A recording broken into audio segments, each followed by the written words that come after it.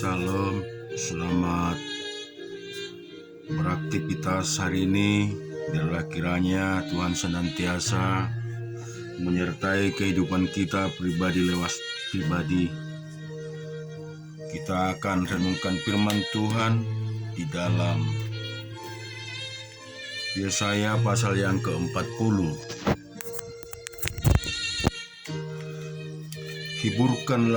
Hiburkanlah umatku, demikian firman Allahmu. Tenangkanlah hati Yerusalem dan serukanlah kepadanya bahwa perhambaannya sudah berakhir, bahwa kesalahannya telah diampuni, sebab ia telah menerima hukuman dari tangan Tuhan 2 kali lipat karena segala dosanya. Ada suara yang berseru-seru, persiapkanlah di padang gurun jalan untuk Tuhan, luruskanlah di padang belantara jalan raya bagi umat Allah kita. Setiap lembah harus ditutup dan setiap gunung dan bukit diratakan. Tanah yang berbukit-bukit harus menjadi tanah yang rata, dan tanah yang berlekuk-lekuk menjadi daratan. Maka kemuliaan Tuhan akan dinyatakan dan seluruh umat manusia akan melihatnya bersama-sama. Sungguh Tuhan sendiri telah mengatakannya. Ada suara yang berkata, berserulah, jawabku, apakah yang harus kuserukan? Seluruh umat manusia adalah seperti rumput, dan semua semaraknya seperti bunga di padang. Rumput menjadi kering, bunga menjadi layu, apabila Tuhan menghembuskan dengan napasnya. Sesungguhnya lah bangsa itu seperti rumput. Rumput menjadi kering, bunga menjadi layu, tetapi firman Allah kita tetap untuk selama-lamanya. Hai Sion, pembawa kabar baik, naiklah ke atas gunung yang tinggi. Hai Yerusalem, pembawa kabar baik, nyanyikanlah suaramu kuat-kuat, nyaringkanlah suaramu, jangan takut. Katakanlah kepada kota-kota Yehuda, lihat itu Allahmu, lihat itu Tuhan Allahmu. Ia datang dengan kekuatan dan dengan tangannya ia berkuasa. Lihat, mereka yang menjadi upah jerih payahnya ada bersama-sama dia, dan mereka yang diperolehnya berjalan di hadapannya seperti seorang gembala. Ia menggembalakan kawanan ternaknya dan menghimpunkannya dengan tangannya. Anak-anak domba di pangkunya, induk-induk domba dituntunnya dengan hati-hati. Siapa yang menakar air laut dengan lekuk tangan dan mengukur langit dengan jengkal, menyukat debu tanah dengan takaran, menimbang gunung-gunung dengan dacing atau bukit-bukit dengan neraca? Siapakah yang dapat mengatur roh Tuhan atau memberi petunjuk kepadanya sebagai penasihat? Kepada siapa Tuhan meminta nasihat untuk mendapat pengertian? Dan siapa mengajar Tuhan untuk menjalankan keadilan? Atau siapa mengajar dia pengetahuan dan memberi dia petunjuk supaya ia bertindak dengan pengertian? Sesungguhnya bangsa-bangsa adalah seperti setitik air dalam timba, dan dianggap seperti sebutir debu pada neraca. Sesungguhnya pulau-pulau tidak lebih dari abu halus beratnya. Libanon tidak mencukupi bagi kayu api, dan marga satwanya tidak mencukupi bagi korban bakaran. Segala bangsa seperti tidak ada di hadapannya. Mereka dianggapnya hampa dan sia-sia saja. Jadi jangan siapa hendak kamu samakan Allah, dan apa yang dapat kamu anggap serupa dengan dia? Patuhkan tukang besi menuangnya, dan pandai emas melapisnya dengan emas, membuat rantai-rantai perak untuknya. Orang yang mendirikan arca, memiliki kayu yang tidak lekas busuk, mencari tukang yang ahli untuk menegakkan patung yang tidak lekas goyang. Tidakkah kamu tahu? Tidakkah kamu dengar? Tidakkah diberitahukan kepadamu dari mulanya? Tidakkah kamu mengerti?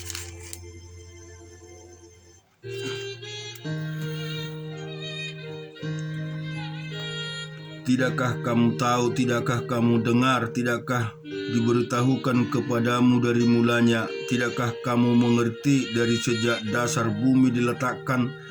Dia yang bertahta di atas bulatan bumi, yang penduduknya seperti belalang.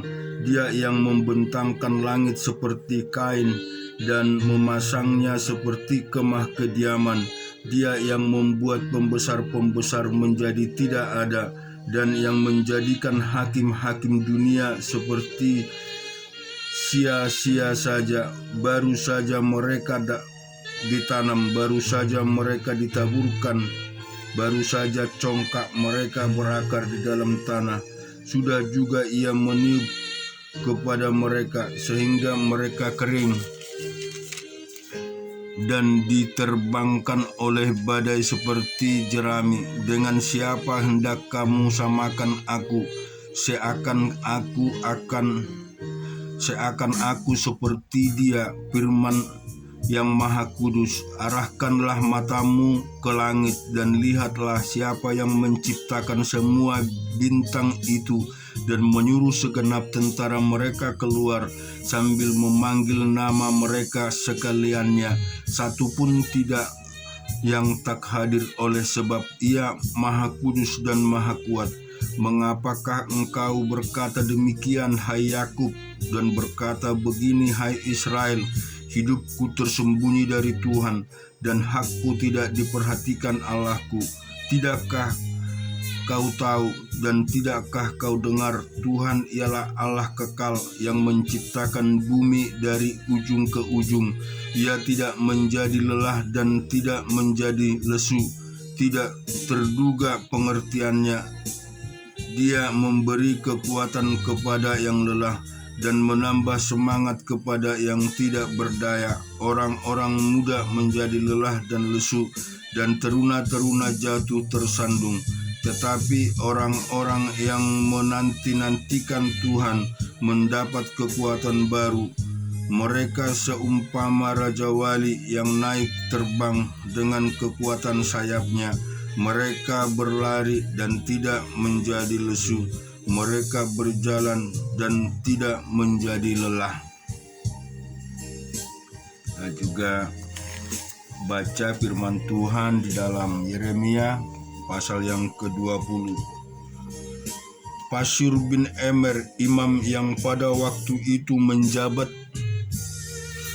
kepala di rumah Tuhan, mendengar Yeremia menduatkan perkataan-perkataan itu. Lalu Pashur memukul Nabi Yeremia dan memasukkan dia di pintu gerbang Benyamin yang ada di atas rumah Tuhan. Tetapi ketika Pashur keesokan harinya mengeluarkan Yeremia dari pusungan itu, berkatalah Yeremia kepadaku, Tuhan akan menyebut namamu, bukan Pashur, melainkan kegentaran dari segala jurusan. Sebab beginilah firman Tuhan, sesungguhnya aku akan membuat engkau menjadi kegetaran bagimu sendiri dan bagi semua sahabatmu. Mereka akan rebah amati oleh pedang musuhnya di depan matamu sendiri, dan seluruh Yehuda akan kuserahkan ke dalam tangan Raja Babel yang akan mengangkut mereka ke dalam pembuangan ke Babel dan memukul mati mereka dengan pedang. Juga harta benda kota ini, segala hasil jerih payahnya, segala barangnya yang berharga dan segala barang perbendaharaan raja-raja Yehuda akan kuserahkan ke dalam tangan musuhnya yang akan menjarah mengumpulkan dan membawa semuanya itu ke Babel. Mengenai engkau, hai Pasur, dan semua orang yang diam di rumahmu, kamu akan diangkut tertawan, engkau akan sampai ke Babel dan akan mati di sana dan akan dikuburkan di sana. Engkau ini dengan sama sahabatmu yang kepadanya engkau telah bernubuat palsu. Engkau telah membujuk aku, ya Tuhan, dan aku telah membiarkan diriku dibujuk. Engkau terlalu kuat bagiku, dan engkau menundukkan aku. Aku telah menjadi tertawan sepanjang hari. Semuanya mereka mengolok-olok aku, sebab setiap kali aku berbicara dipaksa, aku berteriak terpaksa berseru kelaliman aniaya. Sebab firman Tuhan telah menjadi cela dan cemooh bagiku sepanjang hari. Tetapi apabila aku berpikir, aku tidak mau mengingat dia dan tidak mau mengucapkan firman lagi demi namanya, maka dalam hatiku ada sesuatu yang seperti api yang menyala-nyala terkurung dalam tulang-tulangku. Aku berlelah-lelah untuk menahannya, tetapi aku tidak sanggup. Aku telah mendengar bisikan banyak orang, kegentaran datang dari segala jurusan. Adukanlah dia, kita mau mengadukan dia. Semua orang sahabat karibku mengintai apakah aku tersandung jatuh. Barangkali ia membiarkan dirinya dibujuk sehingga kita dapat mengalahkan dia dan dapat melakukan pembalasan kita terhadap dia. Tetapi Tuhan menyertai aku seperti pahlawan yang gagah. Sebab itu orang-orang yang mengejar aku akan tersandung jatuh dan mereka tidak dapat berbuat apa-apa. Mereka akan menjadi malu sekali sebab mereka tidak berhasil, satu noda yang selama-lamanya tidak terlupakan. Ya Tuhan semesta alam yang menguji orang benar, yang melihat batin dan hati, biarlah aku melihat pembalasan-Mu terhadap mereka. Sebab kepadamu-lah kuserahkan perkaraku, menyanyikan untuk Tuhan pujian Tuhan. Sebab ia telah melepaskan nyawa orang miskin dari tangan orang-orang yang berbuat jahat. Terkutuklah hari ketika aku kelahirkan, biarlah jangan diberkati hari ketika ibuku melahirkan aku. Terkutuklah orang yang membawa kabar kepada bapakku dengan mengatakan seorang anak laki-laki telah dilahirkan bagimu, yang membuat dia bersukacita dengan sangat. Terjadilah kepada hari itu seperti kepada kota yang ditunggang balikkan Tuhan tanpa belas kasihan. Didengarnyalah kiranya teriakan pada waktu pagi dan hiruk pikuk pada waktu tengah hari, karena hari itu tidak membunuh aku selagi di kandungan, sehingga ibuku menjadi kuburanku dan ia mengandung untuk selamanya. Mengapa gerangan aku keluar dari kandungan, melihat kesusahan dan kedukaan, sehingga hari-hariku habis berlalu dalam malu. Dan juga kita renungkan di Roma pasal yang ke-8.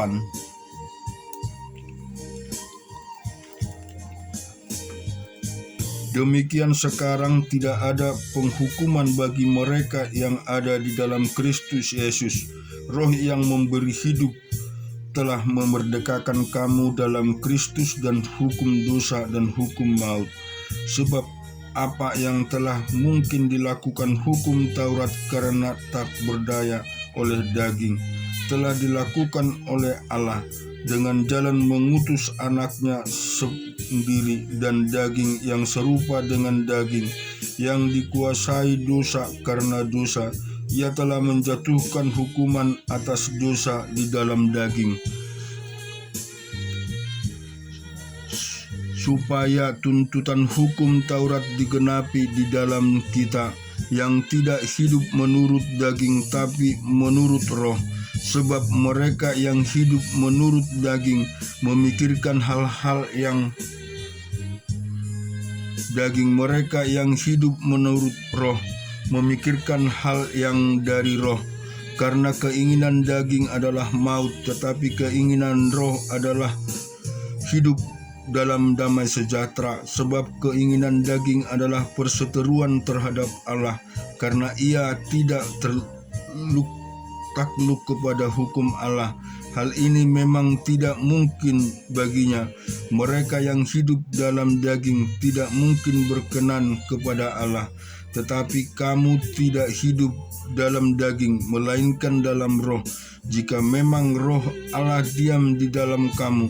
Tetapi jika orang tidak memiliki roh Kristus, ia bukan milik Kristus. Tetapi jika Kristus ada di dalam kamu, maka tubuh memang mati karena dosa, tetapi roh adalah kehidupan oleh karena kebenaran. Dan jika roh Dia yang telah membangkitkan Yesus dari antara orang mati diam di dalam kamu, maka Ia yang telah membangkitkan Kristus Yesus dari antara orang mati akan menghidupkan juga tubuhmu yang fana itu oleh rohnya yang diam di dalam kamu. Jadi saudara-saudara, kita adalah orang berhutang, tetapi bukan kepada daging, supaya hidup menurut daging. Sebab jika kamu hidup menurut daging, kamu akan mati. Tetapi jika oleh roh kamu mati perbuatan tubuhmu, kamu akan hidup. Semua orang yang dipimpin roh Allah adalah anak Allah. Sebab kamu tidak menerima roh perbudakan yang membuat kamu menjadi takut lagi, tetapi kamu telah menerima roh yang menjadikan kamu anak Allah. Oleh roh itu kita berseru, ya Aba, ya Bapa. Roh itu bersaksi bersama-sama dengan roh kita bahwa kita adalah anak-anak Allah. Dan jika kita adalah anak, maka kita juga adalah ahli waris. Maksudnya orang-orang yang berhak menerima janji-janji Allah, yang akan menerimanya bersama-sama dengan Kristus, yaitu jika kita menderita bersama-sama dengan Dia, supaya jika kita dipermuliakan bersama-sama dengan Dia. Sebab aku yakin bahwa penderitaan zaman sekarang ini tidak dapat dibandingkan dengan kemuliaan yang akan dinyatakan kepada kita.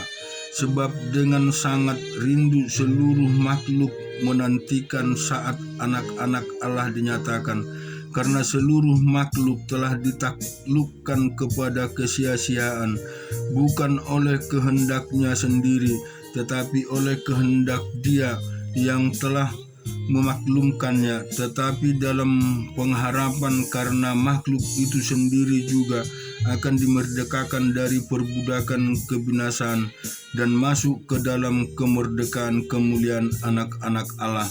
Sebab kita tahu bahwa sampai sekarang segala makhluk sama-sama mengeluh dan sama-sama merasa sakit bersalin.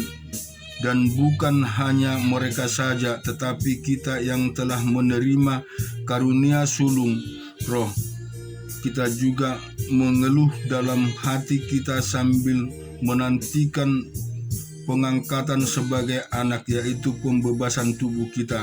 Sebab kita diselamatkan dalam pengharapan, tetapi pengharapan yang dilihat, bukan pengharapan lagi. Sebab bagaimana orang masih pengharapan apa yang dilihatnya, tetapi jika kita mengharapkan apa yang tidak kita lihat, kita menantikan dengan tekun. Demikian juga roh membantu kita dalam kelemahan kita, sebab kita tidak tahu bagaimana sebenarnya harus berdoa, tetapi roh sendiri berdoa untuk kita kepada Allah dengan keluhan-keluhan yang tidak terucapkan. Dan Allah yang menyelidiki hati nurani mengetahui maksud roh itu, yaitu bahwa ia sesuai dengan kehendak Allah berdoa untuk orang-orang kudus. Kita tahu sekarang bahwa Allah turut bekerja dalam segala sesuatu untuk mendatangkan kebaikan bagi mereka yang mengasihi Dia, yaitu bagi mereka yang terpanggil sesuai dengan rencana Allah. Sebab semua orang yang dipilihnya dari semula, mereka juga ditentukannya dari semula untuk menjadi serupa dengan gambaran anaknya, supaya anaknya itu menjadi sulung di antara bangsa banyak saudara. Dan mereka yang ditentukannya dari semula, mereka itu juga dipanggilnya. Dan mereka yang dipanggilnya, mereka itu juga dibenarkannya. Dan mereka yang dibenarkannya, mereka itu juga dimuliakannya. Sebab itu apakah yang akan kita katakan tentang semua itu? Jika Allah di pihak kita, siapakah yang akan melawan kita? Ia yang tidak menyayangkan anaknya sehingga sendiri, tetapi yang menyerahkan bagi kita semua, bagaimana mungkin Ia tidak mengaruniakan segala sesuatu kepada kita bersama-sama dengan Dia? Siapakah yang akan menggugat orang-orang pilihan Allah? Allah yang membenarkan mereka. Siapakah yang akan menghukum mereka? Kristus Yesus yang telah mati, bahkan lebih lagi yang telah bangkit, yang juga duduk di sebelah kanan Allah, yang malah menjadi pembela bagi kita. Siapakah yang memisahkan kita dari kasih Kristus?